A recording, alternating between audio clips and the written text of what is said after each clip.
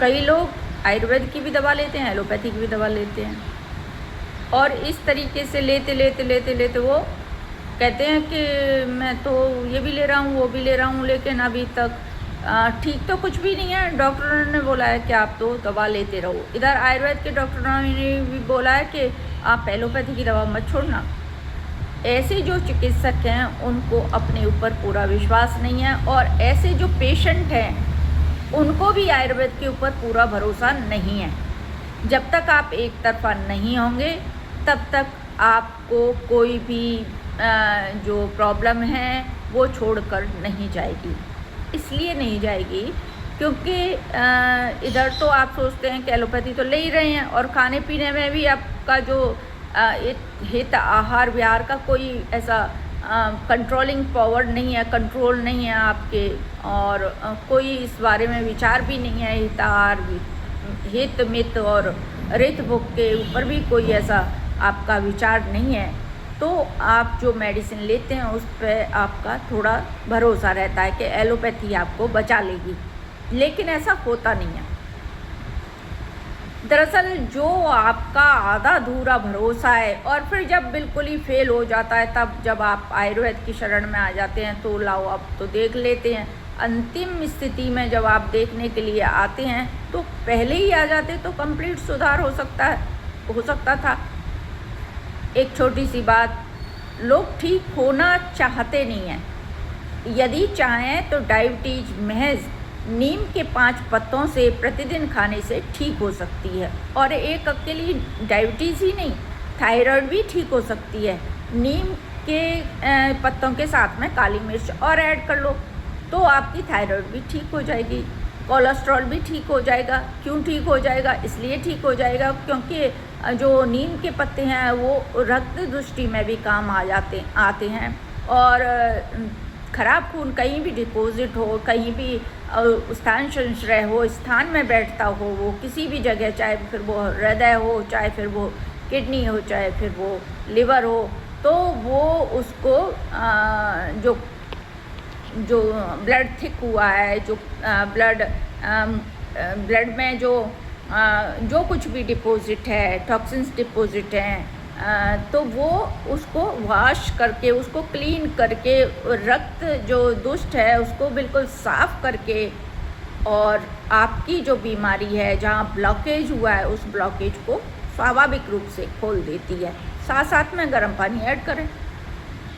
मैं जो बात कह रही हूँ आप उसको करके देखें, लेकिन इसके साथ में एलोपैथी छोड़नी पड़ेगी आपको। आप एलोपैथी के साथ में जब आप इसको यूज करेंगे तो समाधान कभी नहीं होगा, और मैं ऐसा कहती भी नहीं, क्योंकि परीक्षा कैसे होगी भाई आयुर्वेद ठीक करता है कि नहीं करता है। आपको थोड़ी सी रिस्क लेनी पड़ेगी, थोड़ा मेंटल जो आपका जो लेवल वहाँ अटका हुआ है कि हम इस चिकित्सा के साथ में सेफ साइड में नहीं, ऐसा नहीं है। उसके जो बहुत सारे हैज़ार्ड्स हैं आपको उसको देखना ही पड़ेगा, और कम से कम मैंने तो ऐसा विश्वास दिया तो उनको पूरा भरोसे के साथ ठीक भी किया, और ऐसा परिणाम लगातार मेरे आते चले जा रहे हैं। जब परिणाम नहीं आते हैं तो इसका कारण कुछ ना कुछ यही होता है कि वो एलोपैथी की शरण लगातार लिए हुए है। मैं एलोपैथी के विरोध में नहीं हूँ, मैं सिर्फ जो उसके साइड इफ़ेक्ट हैं उनके लिए ऐसा कह रही हूँ।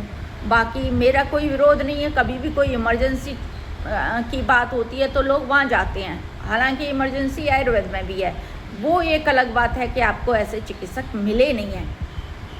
ऐसे चिकित्सक हैं, उपलब्ध हैं, जो इमरजेंसी ट्रीट करते हैं, चाहे वो हार्ट अटैक का मामला हो, चाहे लिवर फेलियर का हो, किडनी फेलियर का हो, या फिर जो है लंग्स में कोई लंग का कार्सिनोमा, लंग का कैंसर हो, ब्रेन ट्यूमर हो। ये सारे इमरजेंसी के केसेस हैं, जो एक तो मैं स्वयं ही ऐसे केसेस को देखती हूँ, साथ साथ में और भी तमाम मेरे जो सहपाठी डॉक्टर्स हैं, जो मेरे सीनियर्स हैं, उन्होंने काफ़ी शोध किए हैं। एक डिजीज़ है पैंक्रियाटाइटिस, जिसमें पैंक्रियाज में स्वेलिंग हो जाती है और उसमें सीवियर पेन होता है। इस ग्रुप में भी है ऐसा पेशेंट मेरा, मोस्ट प्रॉब्लम बहुत सारे पेशेंट हैं इस ग्रुप में मेरे। तो उसको इतना सीवियर पेन था, एसएमएस में मना कर दिया, कहा कि आपको तो इंस्टेंट डालना पड़ेगा। वो पेशेंट मेरा महज 8 दिन में जो जो उसको अनकंट्रोल्ड पेन था वो चौथे पाँचवें दिन ही ठीक हो गया था। तो इस तरह की जो मिरेकल, जो आश्चर्यजनक परिणाम है वो आयुर्वेद देता है, लेकिन आप पूरा उसको मानेंगे, पूरी आचार संहिता को मानेंगे। आचार संहिता का मतलब होगा पूरी पालना करना, जो आयुर्वेद के साथ ज़रूरी है, जो आपके जीवन के साथ ज़रूरी है। आप सोचेंगे नहीं नहीं नहीं वो थोड़ा उन्होंने तो परहेज बताया नहीं है, आप तो ऐसा परहेज बता रही हैं, वैसा और ये फलाने ढिकाने हैं, जो भी है। आयुर्वेद की दवाई के साथ कोई परहेज नहीं है। आपको मैं बता दूं, आपकी बीमारी के साथ परहेज है। यदि हम आपकी केयर करते हुए बताते हैं तो आप जल्दी ठीक हो जाते हो।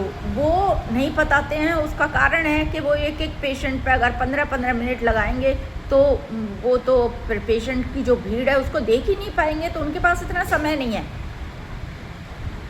वो अपनी जगह पर ठीक है। आपको टॉन्सिल में खट्टी चीज़ें क्यों खानी है? आपको टॉन्सिल में आइसक्रीम क्यों खानी है? आपका विवेक नहीं है? घर की माताएं जानती हैं इतनी सी बात को। तो जब आपको कोई प्रॉब्लम है तो उसके अनुसार उस बीमारी में जो निषेध है वो निषेध है। अगर उस निषेधाज्ञा का आप पालन नहीं करेंगे तो बीमारी कभी नहीं जाएगी। इसीलिए मैं बार बार कहती हूँ, जब तक आचरणों में मूल सुधार नहीं होगा, राम राज्य का सपना भी साकार नहीं होगा। चाहे आप कितना ही अपने लिए कुछ भी मेडिसिन स्पेशलिस्ट से स्पेशलिस्ट विदेश के डॉक्टर को भी दिखा कर ले आएँ, आप ठीक नहीं हो सकते हैं। जैसे ही आप थोड़ा सा सुधार करते हैं आचार में, विचार में, तो आप बिना डॉक्टर के ठीक हो जाते हैं। बिल्कुल तमाम ऐसे पेशेंट्स में मैंने देखा हुआ है जिसको मैंने पॉजिटिविटी क्रिएट की और कहा ये सामान्य बीमारी है, चाहे इवन वो कैंसर की बीमारी हो। तो लोग जो है 8 और 15 दिनों में काफ़ी कुछ खड़े हुए और उन्होंने अपनी बीमारी को हराया। बशर्ते उसके साथ में जो पेशेंट के अटेंडेंट्स हैं वो भी उनको पॉजिटिविटी क्रिएट करने वाले हैं, पॉजिटिव माहौल क्रिएट करने वाले हों। एक औषधि से ही सब कुछ संभव नहीं है। औषधि के साथ साथ में जो पेशेंट का अटेंडेंट है वो, घर का माहौल है वो, और टाइम टू टाइम जो मेडिसिन है वो, और औषधि की गुणवत्ता, ये जो 4 पायदान हैं वो अहम पायदान हैं। ये आवश्यक हैं। यदि आपको स्वस्थ रहना है तो इन जो बातें हैं इन पर विचार आपको करना ही होगा। धन्यवाद, नमस्कार।